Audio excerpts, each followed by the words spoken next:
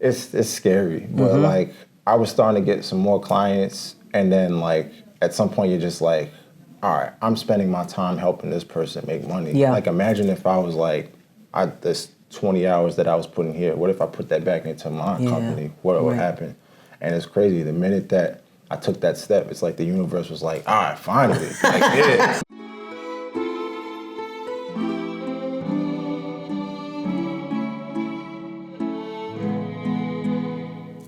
Welcome to Conversations with Verdel Jones. I'm your host, Verdel Jones, and we are about empowering your passion with purpose.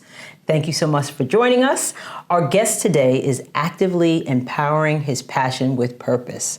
Olivier Laurent is a musician, he's a business owner, and he's committed to supporting and advocating for his community. And he's about bringing positive change to his community, and that's very commendable. I love to talk to people who are so passionate about community. So I want to welcome you to Conversations with Verdel Jones. Thank you. It's great to have you. Yeah. So you're doing great things in the community. You recently won an award, and we're going to talk about that a little bit, but you're the owner of HomeKit 726. Tell us a little bit about what that is, and what was the reason for you to start that business?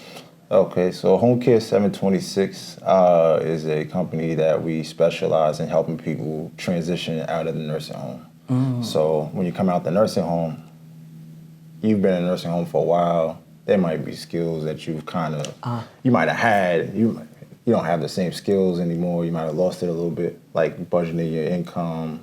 We used to have a guy that we had to teach him how to cross the street again. Wow. Yeah. And they don't teach that in the nursing home? No. Okay, all right. The nursing home, they get you cooked up in a room, and right. The nurse comes see you, and they come see you, and that's it. So it's aftercare for... Now, in saying that, why would a person be out of a nursing home? In other words, you would think a nursing home, that's it. So what makes people or individuals come out of nursing homes? What are some of the reasons? So the idea is that basically the waiver program that we work with, it's really expensive to keep people in a nursing home. So the state's like, hey, listen. Got it. We'll give you this. We'll make sure you have these services in place so that when they come out, maybe it's not exactly the nursing home, but they have enough so that they can thrive in the community. Got it. Okay. All right. Yeah, and nursing home is very tricky. So what made you get into this business? So I would say about like 10 years ago, I was doing mortgages, and I was like, I need a job right now. I think it was just like a rough season. Okay. So, Got it. A friend of mine knew somebody that got me a job at the company that I've been running now. So I was there for a while. I saw the workings of how the company moved, how it worked. I was working with clients myself. I had clients in Riverhead, the Bronx, Brooklyn. I was going all over the place. I done seen it all. So in my head, I'm like, I can do this. I've seen it. And then in 2021, I was like, I'm gonna take this leap. So you went from working at this organization to starting it on your own. On my own, yep. I love that. And you know what? Just being the type of person who is observant, curious, and really having that mindset of knowing that you could do it, right? And how did you take that step out to do that? With all those skill sets you have, it's still a risk to do something like that. So what gave you the push to say, you know what, I'm going to do this? That's a good question. I mean, it's scary, but like I was starting to get some more clients, and then like at some point you're just like, all right, I'm spending my time helping this person make money. Yeah. Like imagine if I was like, this 20 hours that I was putting here, what if I put that back into my company? What would happen? And it's crazy. The minute that I took that step, it's like the universe was like, all right, finally. Like, what were you waiting for? Yeah, we had this waiting for you. Like, what were you like? Yeah, that's it. So it's sometimes it really is about just, taking that step, trusting in the universe, trusting in God. Right, absolutely. So I want to say congratulations. You were just awarded the Long Island Business News 2025 Impact and Inclusion Award. You're a champion for diversity in the workplace. And why do you think that's so critical and important? It's just important because people are people. Whether you're man, woman, white, black, homosexual, whatever. People are people. I feel like if you can do a good job and you're willing to help people and you have a good heart, then let that shine through. Whatever we do is whatever we do after. But if you're just a good person, you're a good person. Exactly. And are you intentional about making sure that there's because representation is important too. So are you intentional about that part of it as well? Yeah, I mean, I do a lot of the interviewing of people that come into the company, and there's always two things I always just look for. Person with a nice smile, like a good smile, or just willing to smile, And also a thing that I struggle with a lot is that you might work with somebody, there's a level of attachment that you have, and whenever somebody says that to me during the interview, I'm like, this is the person, because they understand that it's not about money, it's just about really helping. Right. It is definitely, do they have to have a passion for the work? I would say not necessarily, but they have to have a passion for wanting to help some people, right? Yes. I'll give you an example. There's a woman that works for me. Her name is Stacy. She, I remember one of our clients went to unfortunately had to go to the hospital while she was working with her.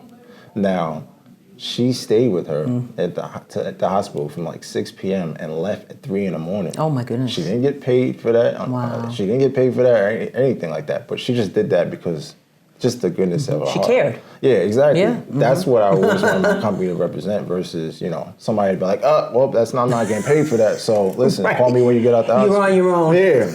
So it's yeah. So what are some of the challenges that you've encountered in opening your own business? I think it's just number one, you can't make everybody happy. So it's just every day it's the decision making. It's the mental all right, something might happen. You can't let your emotions make you make one decision or say the wrong thing that can kind of, ruin your reputation. Right, derail, everything you work so hard for sure.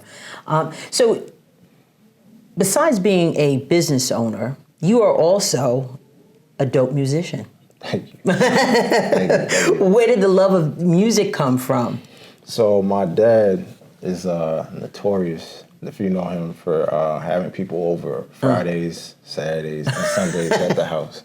And the one thing they all do is they share a love for music. So they're always playing music. People come in joking. And they're all sharing new songs that they heard or some music that they like. So I feel like they just kind of rubbed off on me where I used to always just be listening to music constantly. They listen to, my parents are from Haiti. They listen to compa. So my generation, I grew up from here, listen to hip hop. So from that point, I just kind of got immersed in the culture, and then, from there, I was like, you know what, maybe I'll try this out. And then, But you're a musician too. You play the piano, right? I played the piano. I used to play the trumpet also. Right, yeah. So that having that musicality, I'm sure, helps with the music that you perform and produce. You have a recently critically acclaimed album. It's called Lavi Bon. Lavi Bon. Lavi Bon. Yeah. I actually got to tell it on me. I'm trying to get my French up a little bit. You wasn't too bad. Yeah. Okay, You was good. You really do be hanging around Asian people. So what type of music is it? You had mentioned that your father listened to, or your family. They listen to compa. Most of it is compa. Right, but you have that hip hop fusion with it. So tell us a little bit about the music you make. A lot of music I make is just kind of life inspired, things that I feel like are going on in my life. I feel like I can share this, and this is something that somebody can relate to. Right. So I went through a lot a couple years ago, and I was like, I gotta share this, and it just kind of poured out of me. Wow. So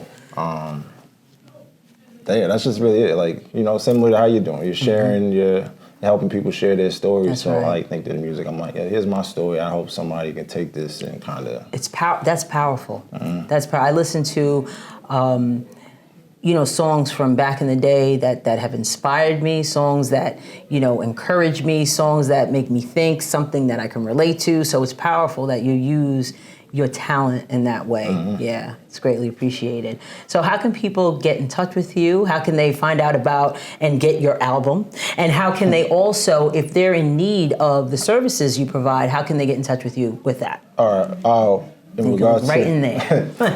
so again, my name is Olivier Laurent.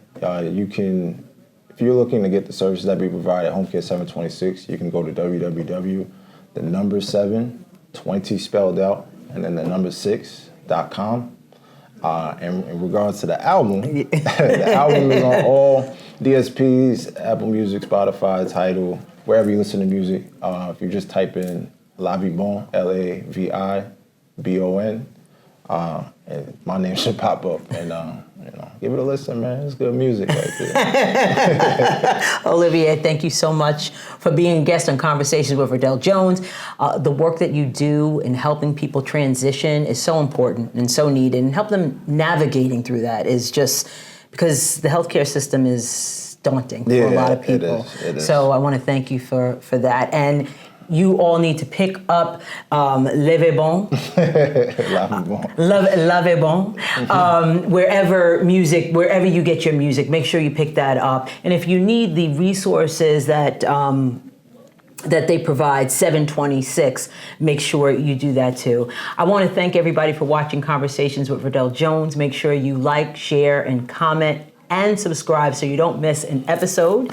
And remember, in the words of Maya Angelou, when you learn, teach, and when you get, give. Thanks again, and we'll see you next time.